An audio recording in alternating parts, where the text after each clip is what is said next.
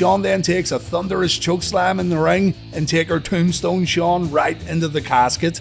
That has to be it, the match is over. In a repeat from the 1994 Royal Rumble, a bunch of heels run down to take out the dead man. It's the Outlaws and Los Boricuas. The crowd start chanting for Kane, and there he is.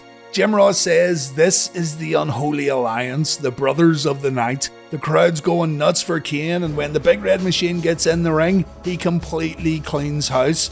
All the heels get wiped out, and while this was happening, HBK got out of the casket. Fans think Kane just saved his brother. Kane goes to set off his pyro, and it doesn't go off. And then Kane attacks The Undertaker. Some fans were expecting it, others weren't, but Jim Ross loses his mind as the Devil's favourite demon attacks his brother, and it's confirmed that there's actually never been an unholy alliance to begin with. Kane chokeslams Taker into the casket, DX closes the casket over, and Shawn Michaels retains the World Wrestling Federation Championship. DX then leave the arena as Kane and Paul Bearer lock the casket. It's locked tight and Taker's still in there. The casket gets brought to the entranceway and Kane grabs an axe and a jerry can. Kane destroys the casket with the axe before pouring gasoline all over it. Paul Bearer lights the matches and Kane throws the matches onto the casket. The Royal Rumble ends with Kane and Paul Bearer looking at the burning casket and the show fades to black.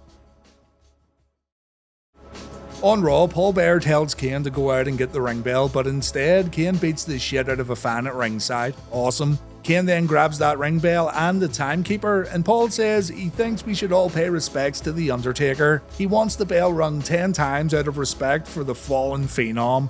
Mark Eaton rings the bell, and then Paul says to ring it one more time because Kane's gonna absolutely ruin Mark's day with a chokeslam. Paul wants to see a tombstone piledriver too, and Kane totally plants Mark before Paul continues on. Paul says, "We've came to the end of the road, the end of the path of destruction. Kane and Paul Bearer have done exactly what they said they were gonna do, but Kane has one more tombstone left in his giant body." And Paul wonders who should get it. Maybe Jerry Lawler, maybe Jim Ross, maybe someone in the back should step up and take this final tombstone. The ring gets soaked in blue lights as the gong plays over and over again. Paul promises Kane that it's not him, he's not here. Jim Ross says it's getting colder in the arena, and then the crowd pops as they notice a coffin sitting on the stage.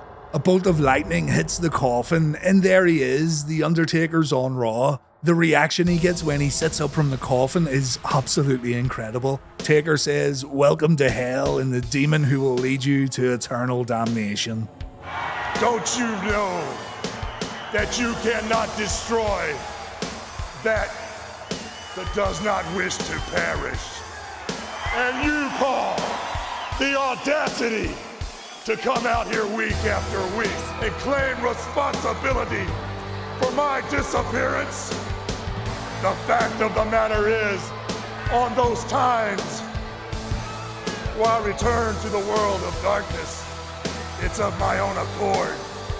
What I was doing was soothing the souls of my parents because I had to explain to them why I would have to do the one thing I promised never to do.